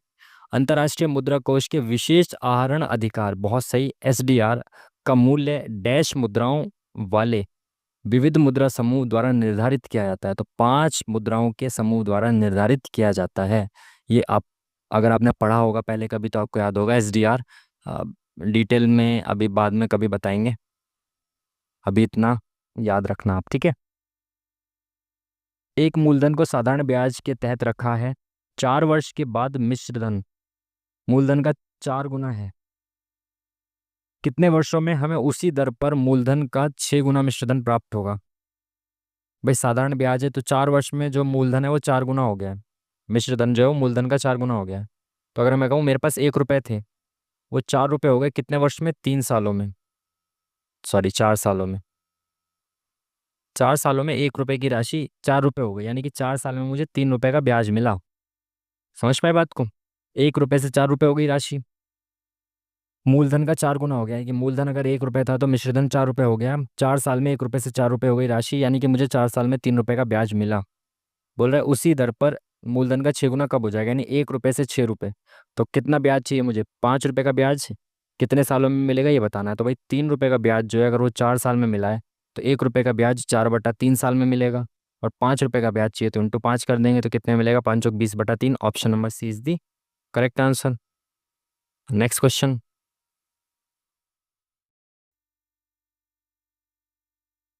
चलिए, 3 संख्याओं का योग इतना दे रखा है, एक्स वाई का औसत इतना है, वाई जेड का औसत इतना है, वाई का मान बताना है। एक्स वाई का औसत 40 है, तो एक्स वाई का औसत 40 है, तो एक्स और वाई की वैल्यू कितनी हो जाएगी? 40 दूनी 80 हो जाएगी।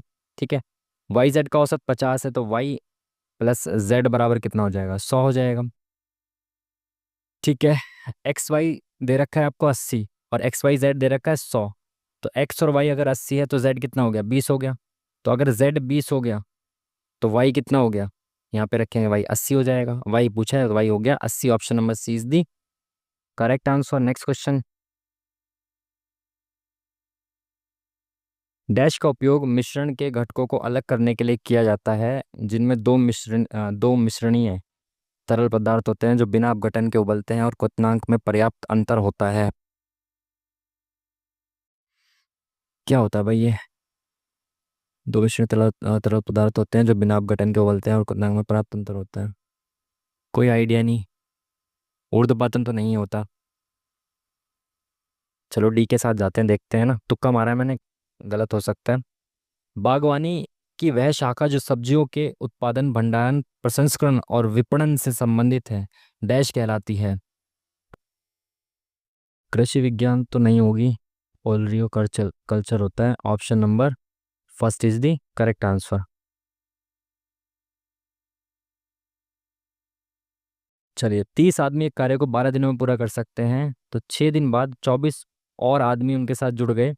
अब शेष कार्य को पूरा करने में उन्हें कितने दिन लगेंगे? 30 आदमी 12 दिन में काम पूरा कर सकते हैं, तो मैं मान लेता हूँ कि एक आदमी एक दिन में एक काम करता है। तो 30 आदमी हैं, एक दिन में 30 काम कर रहे हैं, और 12 दिन में टोटल कितना काम हो रहा है? 12×3 = 36, यानी कि जो काम 30 आदमी 12 दिन में पूरा कर सकते हैं वो है भाई 360, हमने जो माना है। 6 दिन के बाद, यानी कि 6 दिन तक तो 30 आदमियों ने काम किया, तो 30 आदमी एक दिन में 30 काम करे थे, तो 6 दिन में इन्होंने 180 काम कर दिया। 6 दिन तक तो इन्होंने काम किया, 180 काम कर दिया। उसके बाद 6 दिन के बाद 24 और आदमी आ गए। अब काम कितना बचा है? 360 में से 180 काम हो चुका है, तो 180 काम बचा। इस 180 काम को करने के लिए अब 24 और आदमी आ चुके हैं। तो पहले 30 आदमी थे, अब 24 और आदमी आ गए, तो टोटल भाई 54 आदमी हो चुके। शेष कार्य को पूरा करने में उन्हें कितने दिन लगेंगे? तो शेष कार्य 180 है, टोटल आदमी 54 है, तो 18 तिया 54, 18 एकम 18, तो 10/3 यानी कि 3 तिया 9, 3 से 1/3। Option number 1 is the correct answer. ठीक है जी, चलिए नेक्स्ट क्वेश्चन। क्वेश्चन मार्क की जगह पे क्या आएगा ये बताना है आपको। 2 का क्यूब, 3 का, 4 का, 5 का, 6 का, तो यहाँ 7 का क्यूब आ जाएगा। ऐसे क्यूब चल रहा है ना यहाँ पे, तो 2 3 4 5 6, तो अब 7 का क्यूब आ जाएगा। Option number 1 is the correct answer. अच्छा, 1 का क्यूब भी आ सकता है यहाँ पे, बट एक ऑप्शन में ही नहीं है।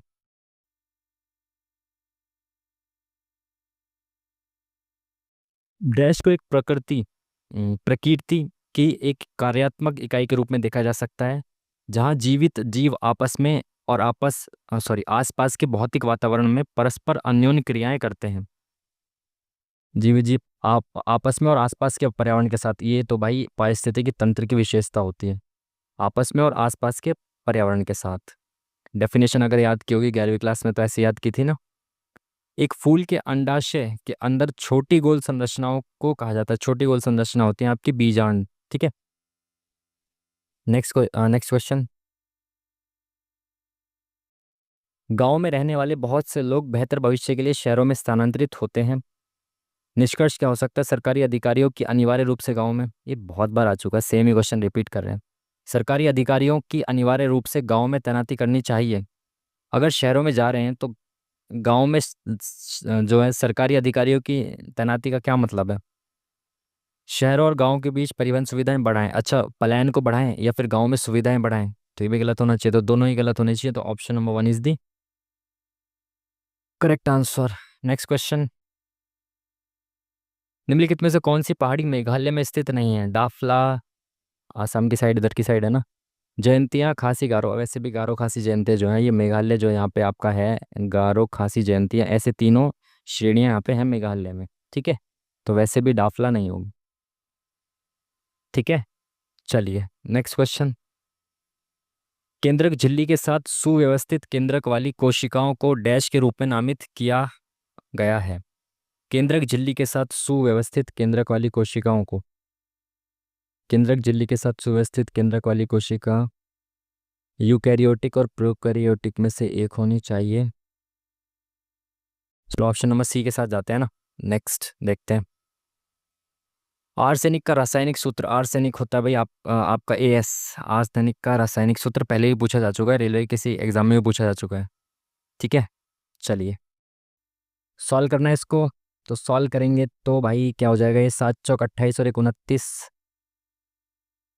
बटे में 4 का स्क्वायर। ठीक है, माइनस ये हो जाएगा 5 में 25, 4 29 बटे में 5 का स्क्वायर। यहाँ अगर नीचे 4 हो जाता तो सही रहता है, ये स्क्वायर माइनस बी स्क्वायर कर देते, बट इन्होंने कहा कि कैलकुलेशन लंबी करानी है, तो ठीक है भाई। तो 29 का स्क्वायर 841 अपॉन में 4 का स्क्वायर 16 माइनस 841 25। तो माइनस करेंगे तो 841 पहले बाहर कॉमन ले लो, तो अंदर क्या बचेगा 1/16, यहाँ पे 1/16 बचेगा और यहाँ पे 1/25 बचेगा। तो माइनस करेंगे कितना आएगा, यहाँ क्रॉस मल्टीप्लाई कर दो, तो 25 में से 16 के कितने बचे, 20, 9 बचे। और नीचे कितने बचेंगे, इंटू कर देंगे इसकी, 16 पंजे 80 का 8, 16 दूनी 32 और 8 40। ठीक है, ये आ गया इसका सॉल्यूशन। कलर चेंज करते हैं, ये आ गया भाई पहले वाले का। तो इसको इंटू करने की जगह ऐसे लिख लो आप, पहले ऐसे 841 इंटू 9, क्योंकि आगे इंटू ही करना है ना हमें, तो क्या पता कट जाए। 400, अब डिवाइड है ये, 5 पंजे 25 और 4 29/5, 29/5 हो जाएगा ये। तो डिवाइड में तो उल्टा कर देंगे और इंटू कर देंगे, तो 5/29 कर देंगे। देखा, कैलकुलेशन से बच गए ना हम, डबल डबल, तो 29 से कट जाएगा 29 बार में, क्योंकि ये 29 का स्क्वायर है। ये 5 से कट जाएगा कितनी बार में, 5 अट्ठे 40 0। ठीक है, अब इंटू में क्या दे रखा है आपको, 16/9 भी दे रखा है, तो 9 से तो ये 9 कट जाएगा और 16 से ये कट जाएगा, 16 कम 16, 16 पंजे 80, तो 29/5 पॉइंट में दे रखा है, लेकिन 5 पंजे 25 पॉइंट 5 अट्ठे 40, तो 5.8 option number C is the correct answer. Next question. कितने लोग रात्रि के भोजन में आलू और अंडे खाते हैं लेकिन चिकन नहीं खाते? तो देखो, चिकन नहीं खाते तो पहले चिकन को हटा दो, तो चिकन ये वाला है तो इसको हटा दो, ये हटा दो, और जो दोनों खाते हैं वो कहाँ हैं? ये हैं, तो 21 option number B is the correct answer. ठीक है जी, चलिए नेक्स्ट क्वेश्चन।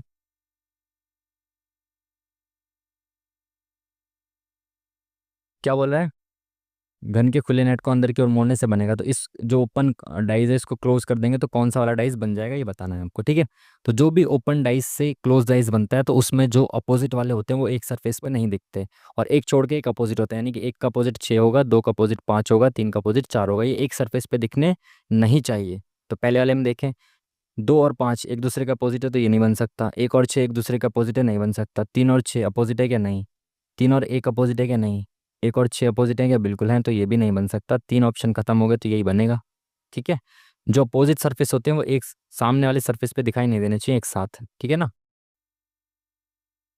2011 की जनगणना के अनुसार निम्नलिखित में से कौन सा देश शीर्ष 10 सबसे अधिक आबादी वाले देशों में शामिल नहीं है? 2011 की जनगणना के अनुसार देश की बात चल रही है। अच्छा, 2011 से कंपेयर करा रहे हैं कि उस वक्त कौन शीर्ष 10 में नहीं होगा, शीर्ष 10 में नहीं होगा। जापान छोटा सा देश है, आई थिंक जापान ना हो शायद, I am not sure, but जाते हैं इसके साथ, लेट्स सी। ठीक है, चलिए इसने क्या बोला है? फीवर को इस तरीके से लिखा जा रहा है, इसको इस तरीके से लिखा जा रहा है, इसको कैसे लिखा जाएगा ये बताना है आपको। ठीक है, तो फर्स्ट से फर्स्ट, फर्स्ट से लास्ट ऐसे आपको चेक करना है पहले। तो भाई एफ को 9 लिखा गया तो यानी 6 + 3 कर दिया, ई को 8 लिखा यानी कि +3 कर दिया, और वी को 2 लिखा है तो 22 को 2 लिख दिया इसने, तो 22 को 2 क्यों लिख दिया भाई? ई को अगेन 8 लिखा और आर को 18 को 3 लिखा है, 18 को 3 कैसे लिख दिया भाई इसने? नहीं तो कोई ये वाला तो ऐसी बेफिजुल में कन्फ्यूज करने के लिए +3 दे रखा है आपको। फर्स्ट से लास्ट का चेक करें तो -3 +3 -3 नहीं होगा। तो जब फर्स्ट और लास्ट का जब आपको कोई कनेक्शन नहीं दिखता तो आपको क्या करना है? अल्फ़ाबेटिकल ऑर्डर देखना होता है, वो यहाँ पे आपको दिख नहीं रहा है। फिर उसके बाद आपको देखना होता है रैंडम, कि आपने रैंडम वैल्यू तो नहीं लिख रखी है यहाँ पे, जैसे फॉर एग्जांपल रोवर का पूछा है। अब इन दोनों में चेक कर लेते हैं, कॉमन क्या आर है, तो आर को 3 यहाँ लिखा है और आर को ही 3 यहाँ लिखा है, इट मीन्स कि रैंडम की पॉसिबिलिटी है। तो आर को क्या लिखा है? 3 लिखा है, ठीक है। उसके बाद ओ को क्या लिखा है भाई? 1 2 3 4, चौथे स्थान पे क्या है? 5, तो 3 के बाद 5 आएगा, तो ये ऑप्शन खत्म, ये ऑप्शन खत्म। ठीक है, उसके बाद वी ई को क्या लिखा है भाई? वी ई को लिखा है आपने 2 और 8, तो 3 5 के बाद 2 8 आएगा, ये ऑप्शन खत्म, तो ये वाला ऑप्शन करेक्ट हो जाएगा। ठीक है, ये आपकी अप्रोच रहनी चाहिए ताकि आप बेफिजुल के लॉजिक ना लगाते रहें, बल्कि एक सीक्वेंस में लॉजिक लगाएं और समय बर्बाद होने से बचाएं। सॉल्व करना है इसमें, तो पहले ब्रैकेट सॉल्व करते हैं। ब्रैकेट में भी पहले सबसे अंदर वाला ब्रैकेट, तो पहले ये वाला ब्रैकेट और उसके बाद ये वाला ब्रैकेट। ठीक है, तो 2 चौक 8, 4 हो जाएगा, और 3 में से 4 गया, -1 बचेगा, और इस ब्रैकेट को जब खोल देंगे तो माइनस माइनस प्लस हो जाएगा, तो यहाँ +1 हो जाएगा, तो ये हो गया भाई आपका +1। ठीक है, तो 1 और 1 2 हो गया, +1/2 +1/3 +2/5। ठीक है, ठीक है, तो इनको प्लस कर दें सभी को, तो कितना हो जाएगा? 3 2 5, 5/6 +2/5, तो ये कितना हो जाएगा? 25, 5 × 5 = 25 और 12, ये 5 × 5 = 25 और 12 कितना हो जाएगा? 30 37/30, प्लस में ये 2 भी रह गया, तो ये कितना हो जाएगा? 37 और 60, तो 6 3 9 97/60 आ गया, और बाहर भी +3 है, तो ये कितना हो जाएगा? ऐसे करेंगे तो कितना आ जाएगा भाई? ये 6 3 18, 180 +90 97, तो 7 9 8 17, 277 तो आ ही नहीं रहा। कहाँ पे गलती की हमने? एक और एक 2 लिख दिया हमने, 1/2 1/3 +2/5, तो 3 एकम 3, 2 एकम 2, तीन और दो 5/6 प्लस 2/5। ठीक है, ब्रैकेट का कोई सीन तो नहीं है अब? नहीं, अंदर वाला ब्रैकेट है। ठीक है,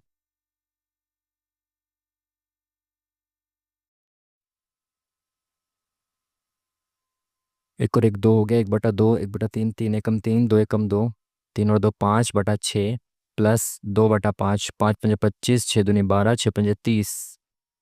तो ये कितना हो जाएगा? 25 और 12, 37। तो 37/30 प्लस में 2, ठीक कितना हो जाएगा? 60, 6×3 = 9, 97/30 प्लस में 3 करेंगे तो कितना हो जाएगा? 3×3 = 9। अच्छा अच्छा अच्छा, तो ये मैंने 180 क्यों लिख दिया भाई यहाँ पे? तो गलत हो गया ना। 97 और 3×3 = 9, तो 97 प्लस 90/30 आ जाएगा, तो 9×9 = 18, 187 आ जाएगा, ऑप्शन नंबर 1। ठीक है, थोड़ा सा कैलकुलेशन मिस्टेक कर दी थी मैंने। Next question. विश्व वन्यजीव दिवस 2024 की विषय वस्तु निम्नलिखित में से कौन सी थी? करंट अफेयर का क्वेश्चन नहीं देख पाएंगे हम इसको। Next question. Sec theta plus tan theta बराबर इतना दे रखा, sec theta minus tan theta पूछा है, तो ये 1/2 हो जाएगा, ऑप्शन नंबर 3। जब इस तरीके से दिया हो sec theta plus tan theta और sec theta minus tan tan theta पूछता है, तो अगर ये sec theta plus tan theta बराबर ए है, ठीक है, तो ये माइनस की वैल्यू जो होती है वो हो जाती है 1/a। ठीक है, तो 1/2 हो जाएगा 0.5, option number 3 is the correct answer. ये चीज़ें आपकी नोट्स में ऐड करने की होती है कि आप इसको नोट्स में ऐड करें ताकि आगे से इस चीज़ को गलत कभी ना करें। ऊष्मा स्थानांतरण के निम्नलिखित में से किस तरीके के लिए किसी माध्यम की आवश्यकता नहीं होती? किसी माध्यम की आवश्यकता नहीं होती। No idea. Next question. 627 ये सब किया है, तो प्लस कितना हो गया इसमें? 27 और 3 + 9 हो गया। अब यहाँ पे माइनस हो जाएगा, तो ये +9 के बाद हो गया -7। सॉरी, -7 नहीं होगा, 20, 30, तो -17 हो जाएगा ना। 9 7 16, हाँ 16, 9 7 16 तो में से गया, बिल्कुल 17 हो जाएगा माइनस। तो अगर -17 है, पहले +9 फिर -17, और यहाँ पे कितना हो गया? 1 और 4 41, तो कोई कनेक्शन ऐसा तो सच दिख नहीं रहा। तो और क्या हो सकता है इसमें? अल्टरनेट सीरीज को चेक करें तो 8 और 8, अल्टरनेट सीरीज पे तो बन रहा है भाई, यहाँ से 8 8 का सीरीज ये देखें तो यहाँ से -8 -8, और यहाँ पे क्योंकि प्लस हो रहा है, यहाँ पे ज़्यादा है ना, 36 से यहाँ पे ज़्यादा है, तो प्लस प्लस की सीरीज बनेगी, तो 36 से ज़्यादा आएगा, तो ये नहीं हो सकता। 36 + 4 40, 40 में ये तो कुछ ज़्यादा हो गया। 36 में माइनस नहीं आ सकता, 36 में अगर मैं 44 तक जाता हूँ तो +8 हो गया, और 44 से 52 तक जाता हूँ तो +8 हो गया, बिल्कुल सही। यानी कि डबल सीरीज बन रही थी, इसमें तो -8 था, इसमें जो है वो +8 है। ठीक है, तो option number D is the correct answer. अच्छा क्वेश्चन था।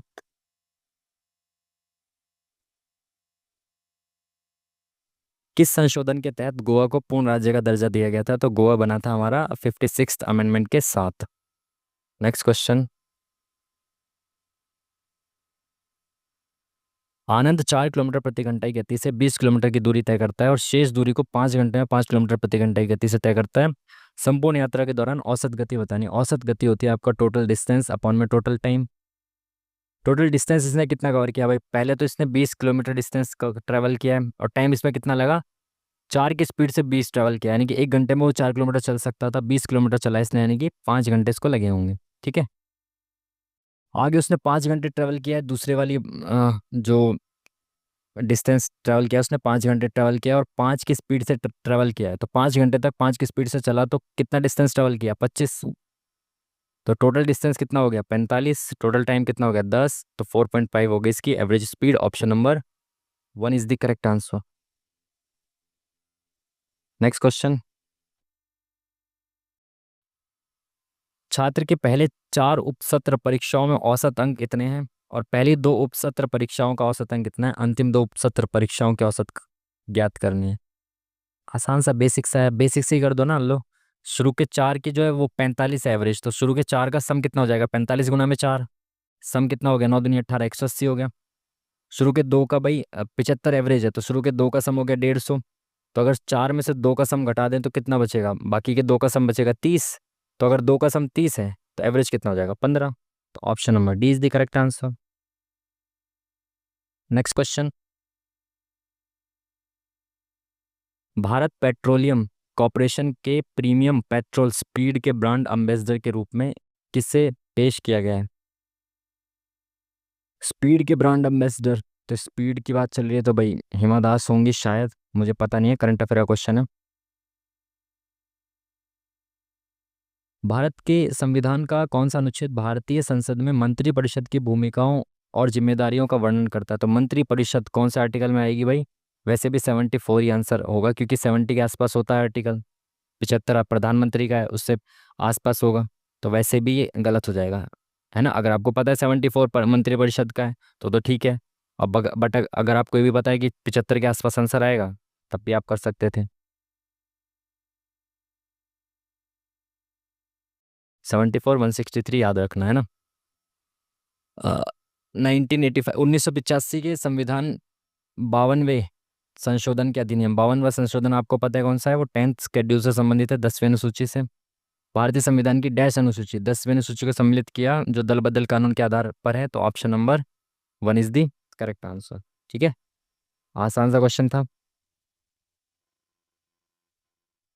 पराश्रव्य तरंगों की आवृत्ति कितनी होती है, पराश्रव्य अल्ट्रासोनिक वेव्स जो होती हैं, तरंगे जो होती हैं उनकी, अल्ट्रासोनिक की तो शायद सबसे ज़्यादा होनी चाहिए, 20,000 से ज़्यादा होनी चाहिए I think, I am not sure but होनी चाहिए भाई ज़्यादा। मनुष्य में गुणसूत्रों के कितने युग्म मौजूद होते हैं भाई, 23 जोड़े होते हैं भाई। हर्षवर्धन का दरबारी कवि कौन था, बाणभट्ट, जिन्होंने हर्षचरित लिखी थी और कादम्बरी भी लिखी थी। ठीक है, याद रखना है। दो धारणाएं कथन दिए गए हैं भाई, कथन देखे, करों की दरों में वृद्धि से वेतनभोगी मध्यम वर्ग के धन पर असर पड़ेगा। वेतनभोगी मध्यम वर्ग के धन पर असर पड़ेगा, ठीक है। वस्तुओं की कीमत में वृद्धि से गरीबों को भी नुकसान होगा। करों की दरों में वृद्धि, अब ये ज़रूरी थोड़ी कि कर जो है वो इनकम टैक्स हो या फिर जीएसटी हो। अगर जीएसटी बढ़ेगा तो गरीबों पे नुकसान पड़ेगा क्योंकि वो सभी वस्तुएं महंगी हो जाएंगी। तो पहला वाला तो नहीं होना चाहिए इससे। मध्यम वर्ग पैसे बचाने के लिए अपने अतिरिक्त खर्च को कम करेगा। वेतनभोगी मध्यम वर्ग के धन पर असर पड़ेगा तो वो अपने पैसे बचाने के लिए काम करेगा, मेरे हिसाब से होना चाहिए सेकंड वाला सही है। नेक्स्ट क्वेश्चन,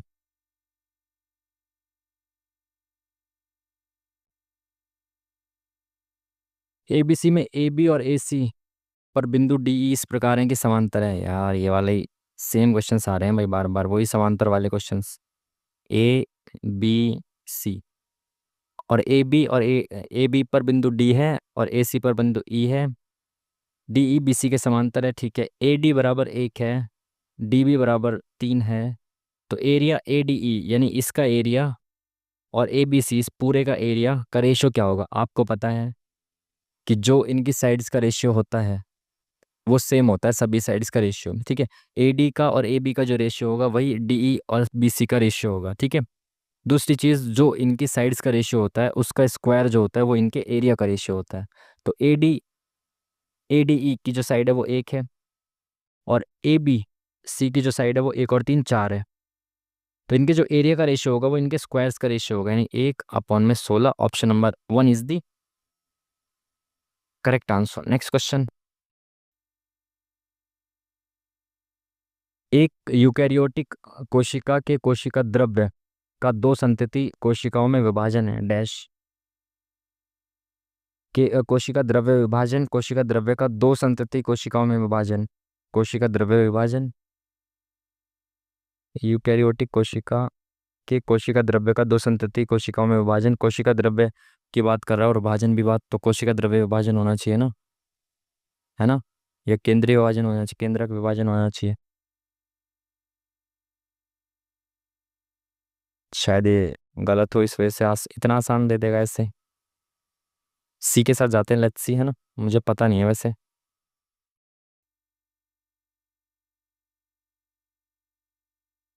अन्य से भिन्न यानी कि ऑड वन आउट आपको छांटना है।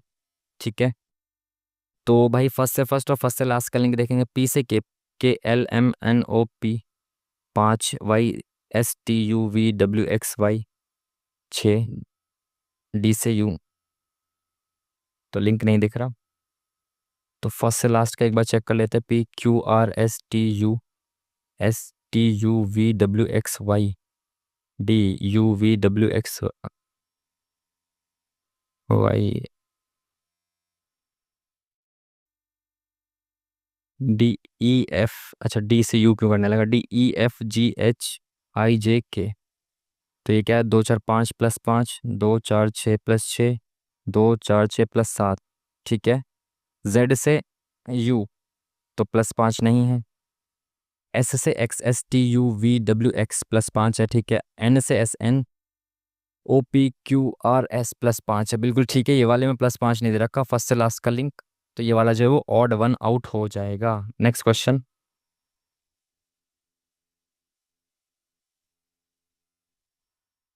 यदि 11 अगस्त 2004 को बुधवार है तो 11 फरवरी 2006 को सप्ताह का कौन सा दिन होगा? बहुत आसान सा क्वेश्चन है, इसको तो आप कोड वगैरह याद करने की भी जरूरत नहीं है, सीधा करो। 11 अगस्त 2004, अगर अगर अगले साल 11 अगस्त 2005 पे आप जाओ तो एक दिन बढ़ जाएगा, +1 हो जाता है। तो 11 अगस्त 2005 पे जाने के लिए +1 कर दिया हमने। ठीक है, अब 2005 से 2006 में जाना है अगस्त से पहले, तो अब महीने से चलते हैं ना, महीने महीने के हिसाब लगाते हुए चलते हैं। तो पहले अगस्त महीने को ख़त्म कर दो पूरा, तो अगस्त के 11 दिन हो गए। जुलाई अगस्त 31 दिन होते हैं, तो इसमें 20 दिन बचे। अगस्त से अगस्त को क्रॉस कर दिया हमने, फिर सितंबर में जाएंगे तो सितंबर में 30 दिन होते हैं। जुलाई अगस्त सितंबर 30 दिन होते हैं, तो 7 से काट के डायरेक्ट 2 दिन लिख दो। ठीक है, 28 खत्म हो गया। अगस्त, अगस्त सितंबर अक्टूबर नवंबर और दिसंबर। ठीक है, 7 7 से काट के हमने रिमेनिंग दिन, रिमेनिंग डेज लिख दिए हमने। ठीक है, अगस्त सितंबर अक्टूबर नवंबर दिसंबर, उसके बाद जनवरी, तो जनवरी में भी 3 दिन बचेंगे। और फरवरी के कितने दिन है टोटल? 11 दिन। ठीक है, इसको डिवाइड करना होगा आपको 7 से, तो 20 और 1 21, 7 से ख़त्म। 3 2 5 और 2 7 से ख़त्म। और 3 और 3 और 6 और 1 7 ख़त्म, 10/7 बचेगा। तो 7 ख़त्म 3, तो +3 करना पड़ेगा आपको। बुध से +3 जाएंगे, बुध गुरु शुक्र शनि, तो Shani option number D is the Honey बनी करेक्ट आंसर। Next question.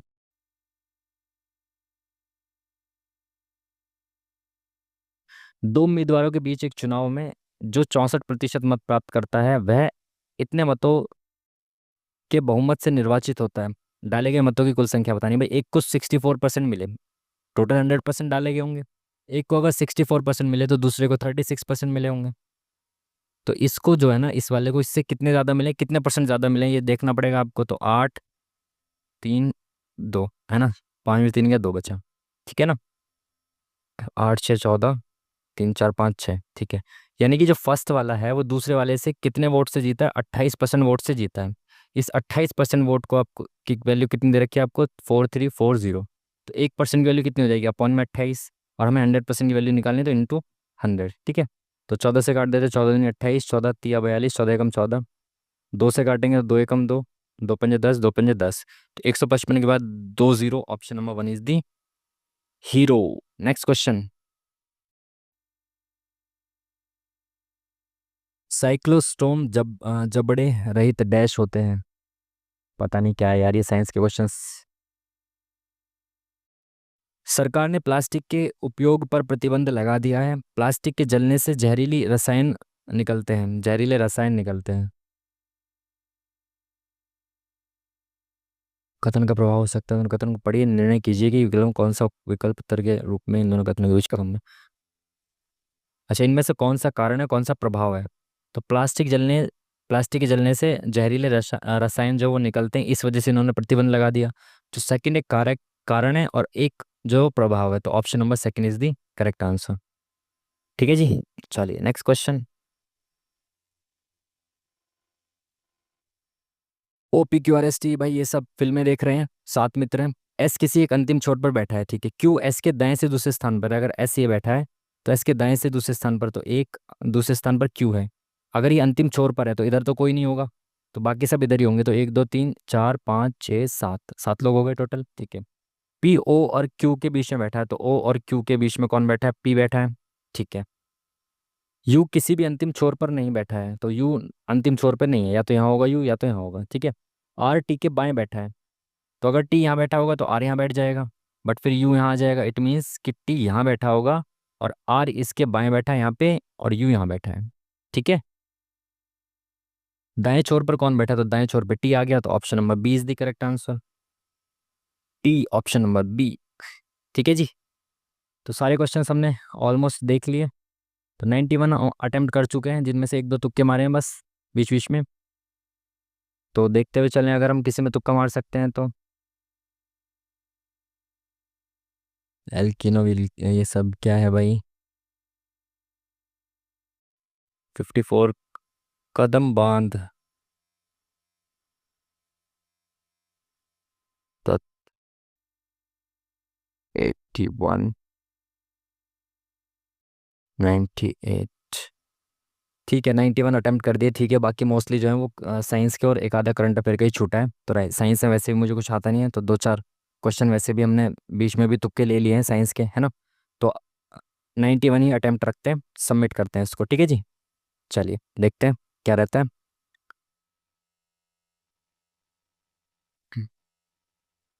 लो जी, हो गया नास, ठीक है। तो हमारे 86 करेक्ट, अभी भी हमने 5 क्वेश्चंस गलत कर दिए भाई।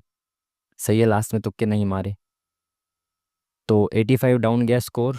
86 क्वेश्चंस हमारे करेक्ट हुए और 5 क्वेश्चंस हमारे गलत हुए, और इसमें से ज़्यादातर क्वेश्चंस जो है ना हमारे साइंस में गलत होंगे, गलत हुए होंगे। ये मेरी जो अंतरात्मा वो कहती है कि वही मेरे साइंस क्वेश्चन गलत होते हैं साइंस में। तो हो सकता है इनमें से ज़्यादातर जो साइंस में गलत हुए, एक आधा जी के जीएस में गलत हुआ हो। मैथ रीजनिंग में ना के बराबर संभावना होती है भाई गलत होने की। तो खैर, चलिए फिर। तो ये था भाई आज का मॉक टेस्ट, जिसमें हमारे 86 करेक्ट हुए, 5 हमने गलत कर दिए, बहुत ज़्यादा गलत कर दिए, और 9 हमने स्किप कर दिए। तो भाई अब जब इसका जो रिजल्ट आएगा वो आएगा 20 तारीख को, ठीक है। 20 जून को इसका डिटेल्ड एनालिसिस आ जाएगा, तो उस वक्त ये आपको बताएंगे कि कितने क्वेश्चंस गलत हैं, उनका सही आंसर क्या है, और जो स्किप किया उनका सही आंसर क्या है, ठीक है। तो 20 तारीख को ये रिजल्ट जारी हो जाएगा, तो उसके बाद मैं आप इसी वीडियो के कमेंट बॉक्स में पिन कर दूंगा जो गलत क्वेश्चन है उनके सही आंसर, जो स्किप किए हैं उनके सही आंसर, ठीक है। तो कमेंट बॉक्स में आपको पिन कर दिया जाएगा उनको, ठीक है जी। तो चलिए फिर मिलते हैं आपसे नेक्स्ट वीडियो में, तब तक के लिए थैंक यू वेरी मच, नमस्कार।